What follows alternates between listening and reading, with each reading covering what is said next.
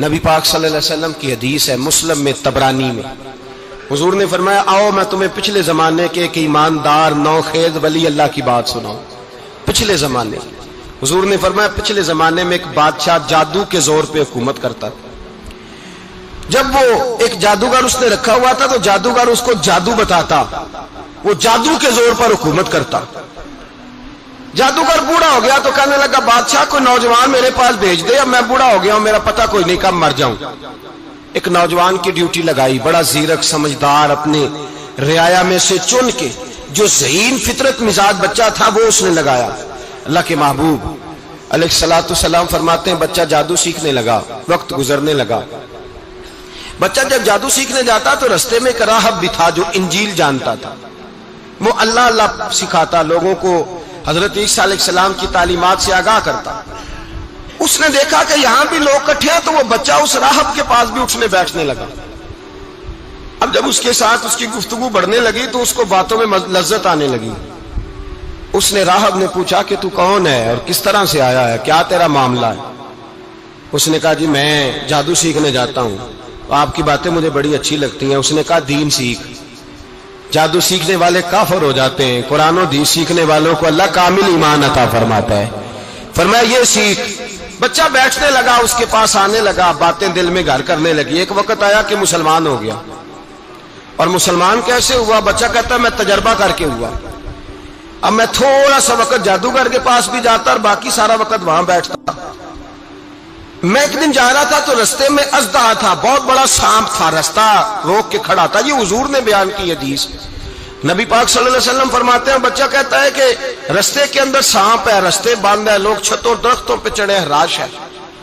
کہتے چھوٹا سا روڑا میں نے اٹھایا تو میں نے کہا اللہ اگر جادوگر سچا ہے تو اسے مار دے۔ چھوٹا سا روڑا میں نے پھینکا، اژدہا کوئی نہ مرا۔ پھر چھوٹا روڑا اٹھایا، میں نے کہا اللہ اگر وہ عالم سچا ہے تو اسے مار دے۔ اب جب میں نے روڑا مارا تو اژدہا مر گیا۔ میرے اندر سے گواہی آئی نہیں دین کی باتیں سچی ہیں، نہیں قرآن کی باتیں اسلام سمجھانے کے لیے عرض کر رہا ہوں، اگرچہ اس دور میں انجیل تھی، اللہ رسول کی باتیں اچھی ہیں۔ کہتے میں مسلمان ہو گیا، اب میں نے راہب کے پاس ہی رہنا شروع کر دیا، جادوگر کے پاس چھوڑ دیا اس بچے نے آنا۔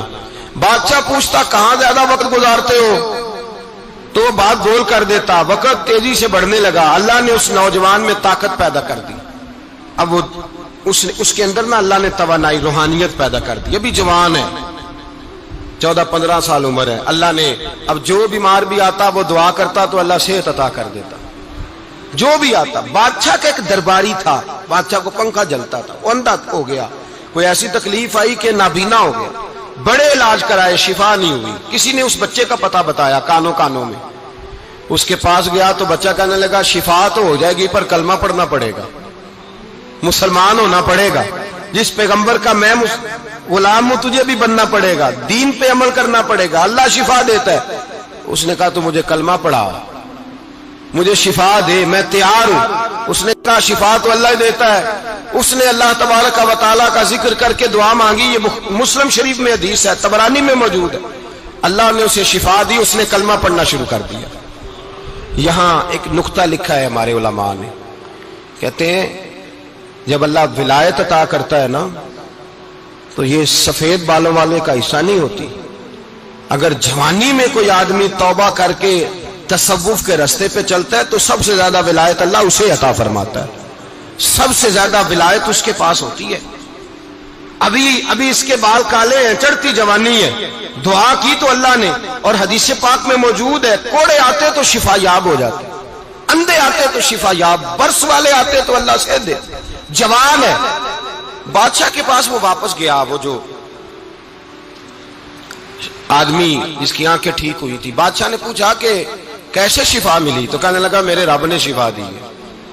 بادشاہ سجدے کراتا تھا، اپنے آپ کو منواتا تھا معاذ اللہ، کہنے لگا میرے علاوہ کون رب ہے؟ اس نے کہا وہی رب ہے جس نے تجھے پیدا کیا ہے، اور وہی رب ہے جس نے مجھے اندھے کو آنکھیں دی ہیں، وہی ہے میرا مالک۔ کہا اچھا تو مجھے نہیں مانتا؟ کہا نہیں میں اپنے رب کو مانتا ہوں۔ بادشاہ نے اسے سزا دی، ستایا، اس نے بچے کا پتہ بتایا، پھر بچے کو بلا کے ستایا تو اس راہب کا پتہ بتایا، راہب بھی قتل ہو گیا، نابینا بھی قتل ہو گیا۔ بادشاہ نے کہا سپاہیوں سے اس بچے کو لے جاؤ اور پہاڑ کی چوٹی پہ جا کے نیچے پھینکو تاکہ مر جائے. بچہ پہاڑ کی چوٹی پہ گیا تو ہاتھ اٹھا کے کہنے لگا یا اللہ میرے لیے نہیں اپنے لیے، میرے لیے نہیں اپنے لیے انہیں اپنی قدرت کے جلوے دکھا. میرے لیے نہیں، اللہ کے بندے اپنی جان بچانے کی دعائیں نہیں مانگتے، اپنے لیے انہیں اپنی قدرت کے جلوے دکھا. یہ دعا مانگی، جتنے لوگ ساتھ آئے تھے وہ سارے زمین پہ گرے اور سب مر گئے، پہاڑ سے گر کے مر گئے. بچہ واپس سیدھا بادشاہ کے پاس کہنے لگا لو بھائی میرے رب نے مجھے بچا لیا ہے. جوان کا ایمان دیکھو، میرے رب نے مجھے، بولو میرے اللہ نے مجھے ایمان کی گواہی دے رہا ہے، میں بچ گیا ہوں، تو جھوٹا ہے، میرا رب سچا ہے. اس نے کہا لے جاؤ اس کو دریا میں، کشتی میں بٹھاؤ، بیچ دریا کے جا کے دھکا دے دو. بیٹھے کشتی میں، دریا کے بیچ گئے، اور جب جا کے وہاں اس کو دھکا دینے لگے تو اس نے کہا اللہ میرے لیے نہیں اپنے لیے انہیں اپنی قدرت کے جلوے دکھا. بس ایک طوفان سا آیا، جتنے سپاہی ساتھ آئے تھے ڈوب کے مر گئے.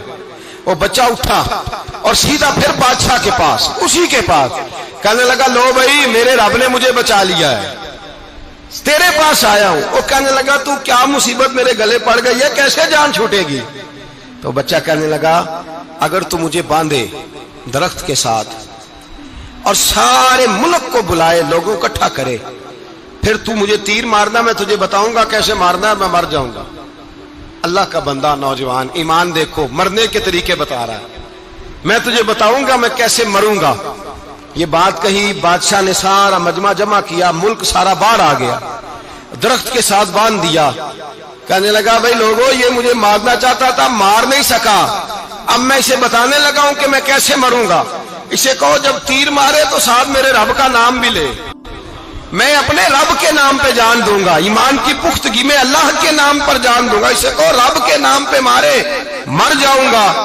بادشاہ نے اللہ کہہ کے تیر مارا، پیشانی میں لگا، بچے کی روح پرواز کر گئی. جتنا مجمع کھڑا تھا سارا کلمہ پڑھ کے مسلمان ہو گئے، سارے مسلمان ہو گئے سارے. میرے رسول پاک سید عالم صلی اللہ علیہ وسلم نے نوجوانوں کو بتایا جب تمہارے اندر ایمان کی قوت آئے گی تو اللہ تمہاری مدد کرے.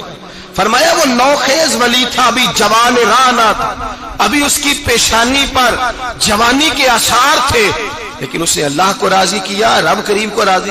ولایت کا مطلب بڑھاپا نہیں، ولایت کا مطلب وہ نہیں کہ جب بڑا لمبا وقت گزر جائے تو پھر آدمی آئے کہ نہیں اب کیا کرنا ہے، اب مسجد ہی ہے، اب تو اس کے علاوہ گزارا ہی کوئی نہیں. تو اس وقت کا آنا اللہ کی بارگاہ میں قبول تو ہے، لیکن شاباشی اسی کو ملتی ہے جو جوانی کے وقت آئے، جو عین اس وقت آئے جو وقت میرے رسول پاک علیہ السلام کے غلام عبداللہ ابن عمر، حضرت عبداللہ ابن عمر رضی اللہ تعالیٰ عنہ فرماتے ہیں کہ میں نکلا، مجھے سفر کے لیے جانا تھا، تو تھوڑی سی کھجوریں، تھوڑا سا سرکہ، ایک شہد کی بوتل، چیزیں میں نے سفر کے لیے ساتھ رکھ لی. میں جب مدینے سے باہر صحرا میں نکلا نا تو رمضان نہیں تھا، غیر رمضان تھا. میں نے ایک نوجوان کو دیکھا بکریاں چرا رہا ہے، بکریاں چرا رہا ہے. اے جوان، آپ فرماتے ہیں اس کا چہرہ بڑا نورانیت والا، گرد پڑی ہوئی پر بڑا حسین. فرماتے ہیں میں نے اس کو کہا کہ آ جاؤ کھانا کھا لو، روزے بھی نہیں تھے. کہنے لگا نہیں میں نے روزہ رکھا ہوا ہے. فرماتے ہیں میں نے کہا پتہ کروں کہ نیرا نیک ہی ہے کہ پرہیزگار بھی ہے. نیک وہ ہوتا ہے جو نماز پڑھے روزہ رکھے، پرہیزگار وہ ہوتا ہے جو گناہ سے بچے، وہ پرہیزگار ہوتا ہے. کہا پتہ کروں پرہیزگار بھی ہے کہ نہیں. کہتے میں قریب گیا تو میں نے جا کے اس کو کہا بھائی تیری بکریاں بڑی پیاری ہیں، میرا دل کرتا ہے کہ بکری مجھے دے دو. کہتے وہ جوان، غربت بھی، پریشانی بھی، پر دامان توکل کی یہ خوبی ہے کہ اس پر پابند لگے ہوتے ہیں، دھبے نہیں ہوتے. غربت ہے. کہا جناب ایک بکری دے دو. آنے لگا جناب بکریاں میری نہیں، بکریوں کا مالک کوئی اور ہے. کہتے میں نے آزمانے کے لیے کہا کہ بکریوں کے مالک کو کہنا ایک بکری بھیڑیا لے گیا ہے، کہہ دینا بھیڑیا لے گیا ہے. تو کہتے اس نے میری طرف دیکھا، گرد سے اس کے بال اٹے ہوئے، آنکھوں میں روشنی، چہرے پہ اطمینان، لب و لہجے میں ایمان کی طاقت. نوجوان کہنے لگا حضور بکریوں کے مالک کو تو کہہ دوں گا بھیڑیا لے گیا ہے، جب عرش کا مالک پوچھے گا تو کیا جواب دوں گا، اللہ کو کیا جواب دوں گا. کہتے ہیں میں کانپنے لگا اس کی بات سن کے. واپس آیا، جو کام نکلا تھا وہ چھوڑا، واپس لوٹ آیا. میں نے پتا کیا کس کا غلام ہے، پتا چلا فلاں آدمی کا ہے. کہتے میں نے پہلے غلام خریدا، پھر پتا کیا تیرے پاس بکریاں کتنی ہیں، اس نے کہا 400. کہتے میں نے مالک سے ساری بکریاں خریدی، پھر غلام کو بلایا، پھر وہ بکریاں تحفے میں دی، تحفے میں۔ کہنے لگا حضور یہ سارا کچھ مجھے کیسے ملا؟ میں نے کہا تیرا ایمان بڑا پختہ تھا تو میرے رب نے تجھے انعام عطا فرمایا ہے۔